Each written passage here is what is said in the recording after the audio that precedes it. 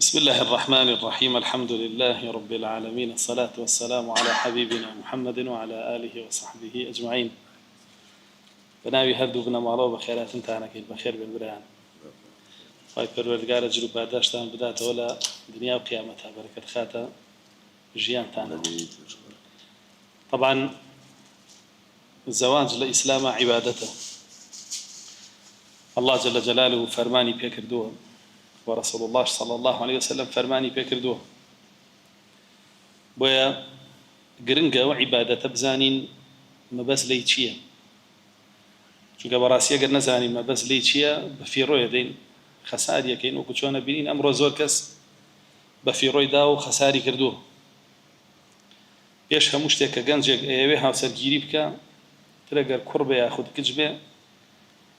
ئەبێت درکی ئەوە بکە کە ئەمە جێبەجێکردنی فەرمانی ئەڵڵایە جەل جەلاله. القرآن فرمي وأنكحوا الأيام منكم والصالحين من عبادكم. فرمي أي آفرتان يوشوب كان ببياوانك صالح، وأفرمي أي بياوان يوش آفرتانك صالحة بخواز. وجب جكردني أم فرماني الله جل جلاله وأبي بأجر باداشت عبادت بو ودو كسا وبو خانواده كشيان. ئەگەر بێت و هەمویان هاوکاری ئەمکەن و پشتیوانی ئەمکەن لە پێکەوەنانی ئەو ماڵەیە. ورسول الله صلى الله عليه وسلم فرمي يا معشر الشباب من استطاع منكم الباءة فليتزوج. فرمي أي جروبي جنجان، أي كومالي جنجان لا قرآن ولا كشان يشكيل إيه وتواناي هي مال بري وبري لا زواج بك كبراسي. هو فطرتي إنسان، الله سبحانه وتعالى إنساني وخلق الدوا تشنيري شو تشميش كبيوسيان بيكتر به وبهوي أو زواجان و بابلين وشي مروفاتي لسر زويا بردوان به. ويا خالي يكم لأمان جكاني زواج بديتي لا جاب جكردني فرماني الله جل جلاله لقل فرماني رسولك صلى الله عليه وسلم. خالي دوم بريتيا لويكا بابلين أمجنو بياوا نويكي صالح بخنو ببيت ماي خير أجرو باداج بو دنيايان وبو قبريان وبو قيامتيش. رسول الله صلى الله عليه وسلم أما جاي بوداوا لفرمودي صحيحة كأفرمي إذا مات ابن آدم انقطع عمله إلا من ثلاث إكلوانتي ولد صالح يدعو له. إنسان كأمرين كرداري بدنيا وبشره، يعني دواي مردني تر هيج أجر وباداشتي بونا أو إيك كردويتي لنامي أعمالكان يا بيشريته ولا قليا إلا لسي حالتانا بإيك لو حالتانا شيء من ضالك صالحي بجيه يشتبه لدواي خوي كعبادتك ودعاء خيري بوكا كرداري أم من دار لصالحة بويدي چێتە سەر نامەی ئەعمالەکانی و چێتە سەر کردارە باشەکانی و تەرازوی چاکەکانی. بۆیە بەڕاستی گرنگە ئینسان درکی ئەم حەقیقەتە بکە، بزانێت لە دوای خۆی چی بەجێ ئەهێڵێ. ئایا وەلەدون صالح بەجێ ئەهێڵێ یا وەلەدون طالح؟ کە بەڕاستی بینین زۆرێک لە خەڵکی ئەمڕۆ گوێ نایە بۆی چی دوای خۆی بەجێ ئەهێڵێ. مناڵێکی فاسد پەروەردەکای خاتە ناو کۆمەڵگاوە کە ئەگەر بێت و بۆ شێوە ئەو پەروەردەی کردبێ ئەوە هەرچی خراپەیەگەیکا بۆ ئەوە نووسێ. جاری وا هەیە مردووە خۆی خراپەی نەکردووە، بەڵام پەروەردەی خراپی بۆ منداڵەکەی بۆ ئەوە نووسێ کە لە ناو کۆمەڵگایە جوڵێتەوە زەرە لەدا و سوکایەتیەکا و شێوی ئەنێتەوە. بۆیە الله جل جلاله فەرمێ ئێمە چی و چیان بۆ نووسین نەکتوب ما قدموا وآثارهم. ئەوەی کە خۆیان کردویانە هەمویان لەسەر نووسین و ئەوەشی ئاسەوار و بەرهەمی خۆیانە ئەوەشیان بۆ نووسین. وإلى رجل قيامتي شاب هردوك يا قدارك لينو ينبأ الإنسان يومئذ بما قدم وأخر. إنسان لرجل قيامته بهردوك يا قدارك لتوي بيش خوي خصو وشي بدواي خويا هنا بيت. وإنسان بزان دواي خوي شي بجيه يلا براسيه به تو هدف لزواج وبه كمن ضالك صالح بخيته بيت ما خير والدنيا وقبر وقيامتي شيء. كبراسي لقيامتي شاء رسول الله صلى الله عليه وسلم فرمي دايكو باوك يبانا كان يوضع على رؤوسهما تاج الوقار ويلبسون من حلى الجنة فەرمێ دایک و باوکێ بانگەکەن تاجی ڕێز و شکۆکەنە سەریان جلوبەرگی بەهەشتیان لەبەرەکەن خۆیان سەیریان لێیە کە بەچی ئەمەیان بەدەستهێناوەڵی پەروەردگارمان ئەمەمان بەچی بەدەستهێنا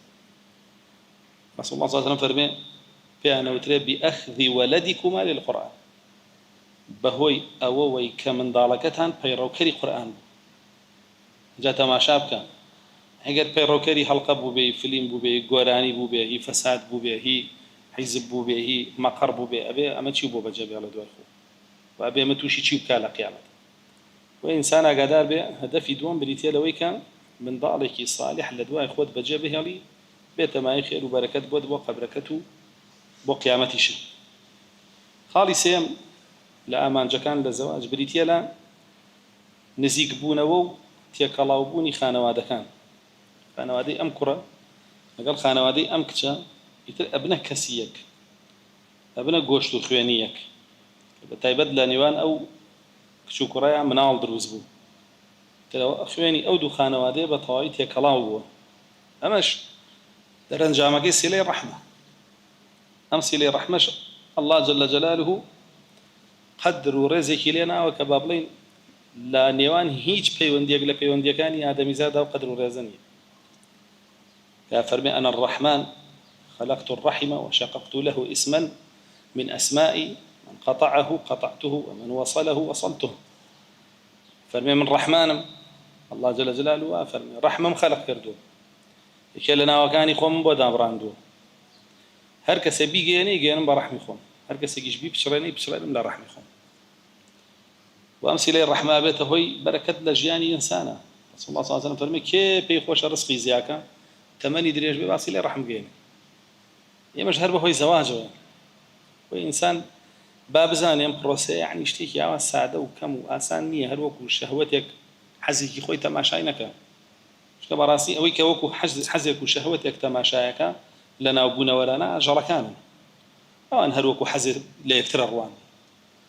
بەڕاستی ئینسان نابێ ئاوا لە یەکتر بڕوانێ ئینسان ئەبێ یەکتری ئاوا تەماشا بکا کە ئەمە خەزێنەی چاکەیە بۆی ئەویش تەماشای بکا کە ئەوە خەزێنەی چاکەیە بۆی بۆ دنیا و بۆ قیامەتیشی بۆیە زۆر گرنگە ئینسان ئاگاداری ئەو خاڵە بێ لە مەسئلەی زەواجە خاڵی چوارەم و کۆتایی زۆر لەسەری ناڕۆم درێژی ناکەم و بابەتەکە بۆ ئیحسانە بۆ خۆپاراستنە لە داوێن پیسی کە بەڕاستی ئەمڕۆ لە سای دەسەڵاتی کوفریەوە دابارێ و لە سای سۆشیال میدیای فاسیدەوە دابارێ بە هەموو شێوەیە فەساد ڕووی کردووەتە گەنجەکانمان بە دڕەوشتی ڕووی کردووەتە گەنجەکانمان بۆ ئەگەر بێت و زەواجێکی شەرعی هەبێ تۆ ئەبی بە ڕێگر لە بەردەم ئەو فەسادە چکە ئەم کوڕە ئافرەتێک بەخۆیەوە بەستێتەوە و پاکداوێنیەکە و ئەم کچەش کوڕێ بەخۆیەوە بەستێتەوە و پاکداوێنیەکە بەم شێوەیە دوو خانەوادە لەسەر شۆڕی پارێزراوە هی دنیا و قیامەتی چونکە بەڕاستی کەوتنە زینا و قورسە چ بۆ کچ بێ ئاخود بۆ کوڕ بێ هەرچەنە کۆمەلگای سەقەت تێنەگەشتوو لە دین جیاوازیەکە ئەگەر کچەکە بکەوێتە زینایە کوڕەکە بکەوێتە زینەوە بەس لای ئەڵڵا جیانیە هەردووکی یەک شتە هەردووکی وەکو یەک جەڵدی لەسەرە هەردووکی وەکو یەک ڕەجمی لەسەرە الله جل جلاله نەیتووە کچ قەیناکە و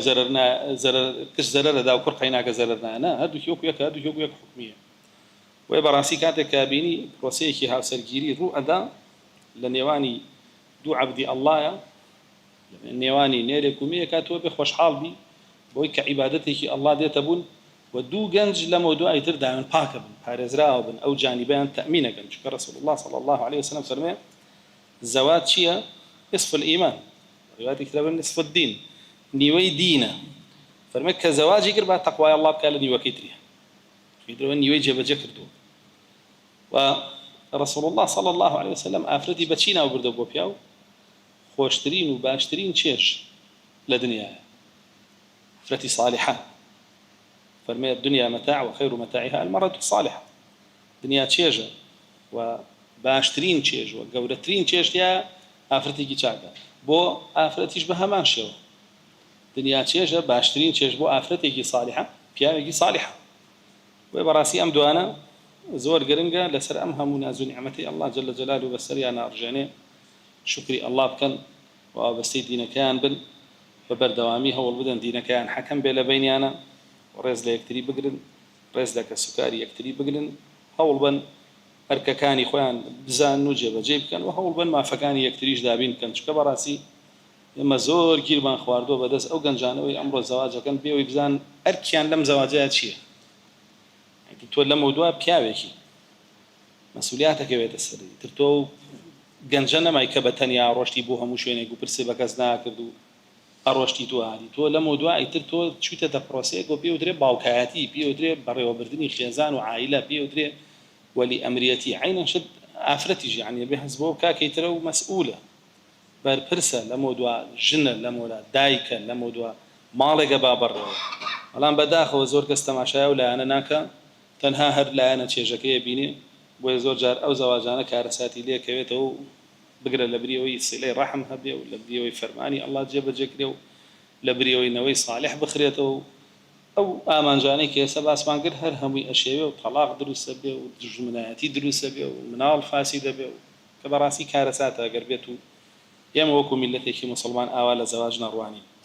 بۆیە داواکارم لە ئەڵڵا جەل جەلالوه بمان گێڕێتەوە بۆ دینەکەی لە هەموو کایەکانی ژیانمانە پەیڕەوی بکەین و هەموو بابەتێکی ژیانمان لە دینەکەی ئەوە بدۆزینەوە و پەیڕەوی بکەین داواکارم ئەڵڵا جەل جەلالوه بەرەکەت خاتە نێوانی ئەم دوو خانەوادەی و ئەو دوو هاوسەرەشەوە والحمد لله رب العالمين